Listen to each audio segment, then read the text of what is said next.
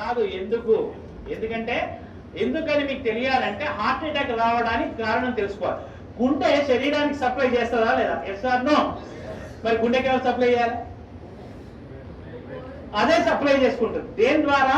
Coronary artery అనే దాని ద్వారా సప్లై చేసుకున్నప్పుడు ఏదైనా బ్లాక్ వస్తే వచ్చేదానే హార్ట్ అటాక్. ఇక్కడ ఏమైంది? గుండెకే సరిగ్గా సప్లై రావట్లేదు. పునీత్ రాజ్ కుమార్ ఏం చేశాడు?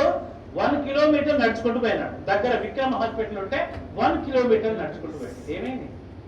కాదుల సందు లేదు, మెడకోడోలు, దానికే సరిగ్గా సప్లై వస్తలేదు. ఎవరికి? అదే దానికే వశం అయితే లేదు. ఏది పోతలేదు, దానికే వస్తలేదు. శరీరం మొత్తానికి ఎట్లా సప్లై చేస్తుంది అది? డుష్యూ డుష్యూ డుష్యూ.